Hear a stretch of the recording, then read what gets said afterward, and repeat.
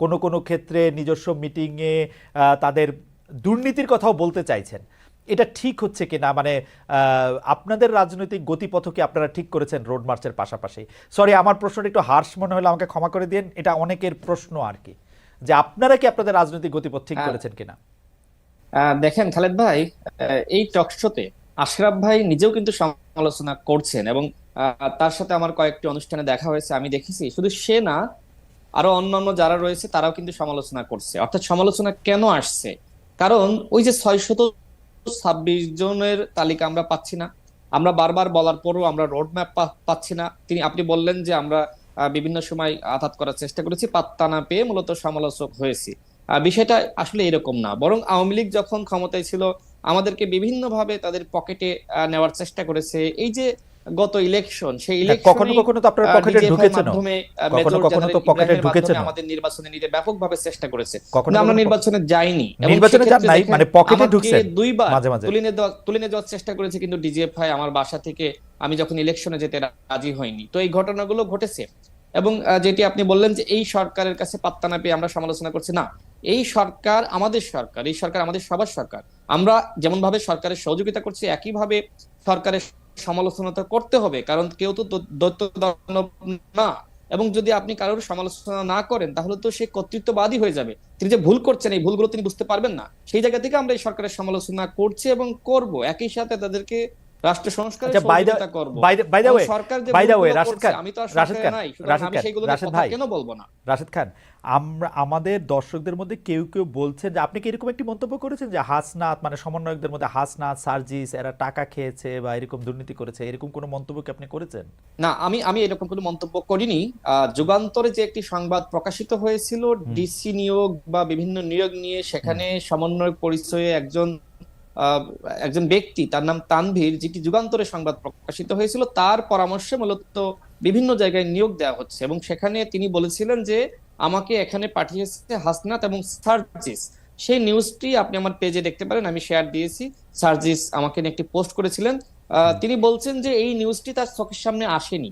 আমি প্রশ্ন করেছিলাম, এবং সেটি সিজিএস এর প্রোগ্রামে, সেখানে আশরাফ ভাই হুম। নিজেও ছিল, যে সমন্বয়কদের নাম এরকম আসছে যাদেরকে কিছুদিন আগেই মানুষ আপনার এক ধরনের দেবতার মতন করে পূজা করলো, সম্মান করলো, আজকে সেই সমন্বয়কদের নাম যদি এই ধরনের নিয়োগের সাথে আসে, সেটি দুঃখজনক। আমরা মনে করি যে সমন্বয়কদের উচিত হবে মানে এটির ব্যাখ্যা দেওয়া, মানে কোন একটা, বক্তব্য দেওয়া কোন বা একটা প্রতিবাদ জানানো। এবং একই সাথে বলেছিলেন যদি রাশেদ, নিউজটি মিথ্যা হয় তাহলে রাইট, তানভীরের নামে মামলা করতে হবে। যে সাংবাদিক এই ধরনের বিভ্রান্তিকর নিউজ করেছে তার নামে মামলা করেন, তার বিরুদ্ধে ব্যবস্থা না নেন, কিন্তু কিন্তু, কিছুই করা হয়নি। সুতরাং রাশেদ, সেই জায়গা থেকে এক ধরনের বিভ্রান্তি তো ছড়িয়ে গেছে। তো আমি যেহেতু পলিটিক্স করি, সমাজের নানান ধরনের বিচ্যুতি, বিভ্রান্তি, সেগুলো নিয়ে অবশ্যই আমি কথা বলতে পারি। সমন্বয়করা তো ছাত্রলীগ না, যে ছাত্রলীগের আমলে ছাত্রলীগের সমালোচনা করা যায়নি আর এখন সমন্বয়কের বিরুদ্ধে আমি সমালোচনা করতে পারবো না। কোনো যদি দোষ আমার চোখের সামনে ধরা পড়ে, না আপনি না আমার সমালোচনা করবেন, আমি অন্যের না সমালোচনা না করব। না না, রাশেদ, এমনকি আপনার রাশেদ, দেখেন তাসনিম রাশেদ, খলিল, রাশেদ, তিনি পর্যন্ত লিখেছেন যে এখন তারা এখন রাশেদ, আপনি, সমন্বয় লিগে রাশেদ পরিণত আপনি যখন হয়েছে। কথা এই বলেন তখন আর সমালোচনা আপনি কথা পিনাকি শুনেন না, তাই ভট্টাচার্য না করছে, এই রাশেদ? সমালোচনা আরো অনেকে করছে। সুতরাং এই ক্ষেত্রে যদি তাদের সমস্যাগুলো সামনে আসে, আমি তো সমালোচনা করতেই পারি। আচ্ছা রাশেদ, আমি আমি যেটা বলতে চাইতেছি যে সমালোচনা তো এক জিনিস, কিন্তু আপনি যেটি জানবেন সেটি নিয়ে তো আপনি সমালোচনা করবেন, কিন্তু কোনো জায়গায় কোনো একটি তথ্যের ভিত্তিতে বা কারো একটি কথার ভিত্তিতে আপনি যখন প্রথমেই সমালোচনাটা করেন তখন মনে হয় কি না যে আপনি তাকে শত্রু জ্ঞান করেন?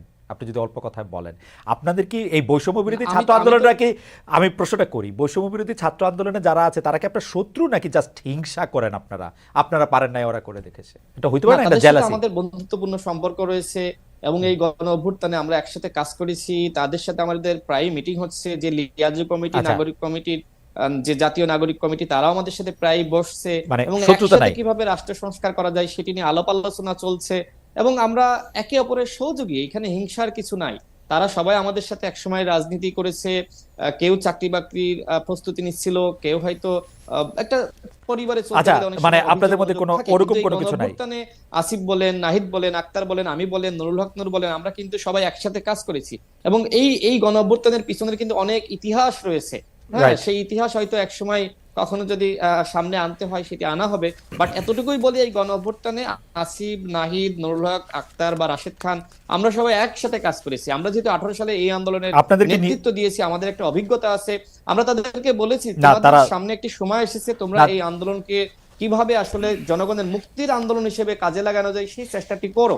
এবং ওকে, আমরাই কিন্তু সর্বপ্রথম বিএনপি বলেন, আমার একটি বক্তব্য নিশ্চয়ই আপনি ভয়েস বাংলাতে শুনেছেন কিনা জানি না, আমি বলেছি যে এই আন্দোলনে বিএনপির ভারপ্রাপ্ত চেয়ারম্যান তারেক রহমানের ব্যাপক অবদান আছে যেটি কেউ জানে না। এই আন্দোলনে ইন্ডিয়াতে যিনি ছিলেন বিএনপির স্থায়ী কমিটির সদস্য সালাউদ্দিন আহমেদ, আপনি বলেন সালাউদ্দিন আহমেদ দেশে আসার পরে কেন আচ্ছা রাশেদ, নুরুল হক নূর এবং রাশেদ রাশেদ আপনাকে খান তার সাথে দেখা রাশেদ করলো? আপনাকে তিনি রাশেদ তো আপনাকে ইন্ডিয়ায় ছিলেন আর আমরা বাংলাদেশে। অর্থাৎ এই আন্দোলনে বিএনপি, গণ অধিকার পরিষদ তারা একসাথে কাজ করেছে।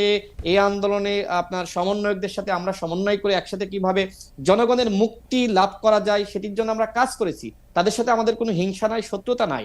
আমরা তো 7 বছর ধরে, 6 বছর ধরে আমরা আমাদের দল সংগঠন গুছিয়েছি। আমাদের 64 জেলায় আমাদের সাংগঠনিক কাঠামো রয়েছে, আমাদের দলের নিবন্ধন রাশেদ, আমি রয়েছে। বুঝতে তারা পারছি। তো গণঅভ্যুত্থানে নেতৃত্ব দিয়েছে, তারা তো আমাদের শত্রু হওয়ার কোনো সুযোগ নাই।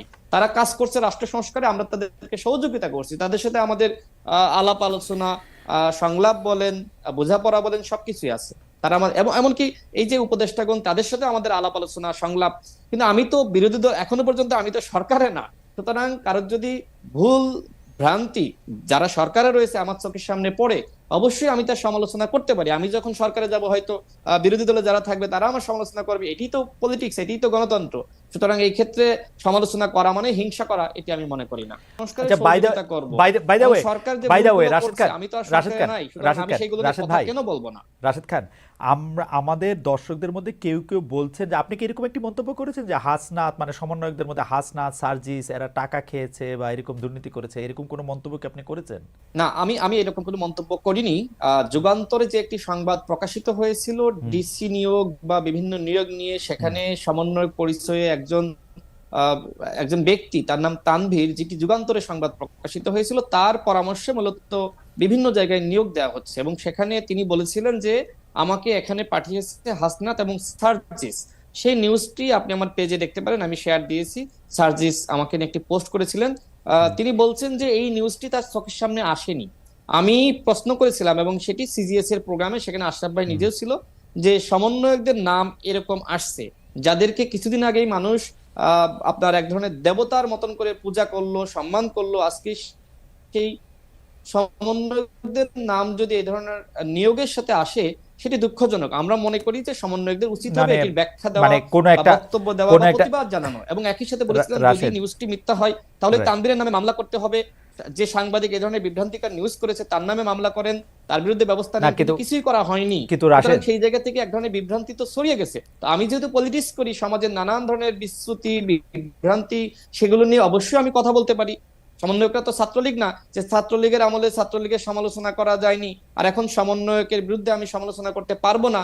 কোনো যদি দোষ আমার চোখের সামনে ধরা পড়ে, না আপনি না আমার সমালোচনা করবেন, আমি অন্যের না সমালোচনা না করব। না না, রাশেদ, এমনকি আপনার রাশেদ, দেখেন রাশেদ, তাসনিম খলিল, রাশেদ, তিনি পর্যন্ত লিখেছেন যে এখন তারা এখন রাশেদ, আপনি সমন্বয়ক লীগে রাশেদ, পরিণত আপনি যখন হয়েছে। কথা এই বলেন তখন আর আপনি সমালোচনা কথা পিনাকি শুনেন না, তাই ভট্টাচার্য না করছে, এই রাশেদ? সমালোচনা আরো অনেকে করছে। সুতরাং এই ক্ষেত্রে যদি তাদের সমস্যাগুলো সামনে আসে, আমি তো সমালোচনা করতেই পারি। আচ্ছা রাশেদ, আমি আমি যেটা বলতে চাইতেছি যে সমালোচনা তো এক জিনিস, কিন্তু আপনি যেটি জানবেন সেটি নিয়ে তো আপনি সমালোচনা করবেন, কিন্তু কোনো জায়গায় কোনো একটি তথ্যের ভিত্তিতে বা কারো একটি কথার ভিত্তিতে আপনি যখন প্রথমেই সমালোচনাটা করেন তখন মনে হয় কি না যে আপনি তাকে শত্রু জ্ঞান করেন?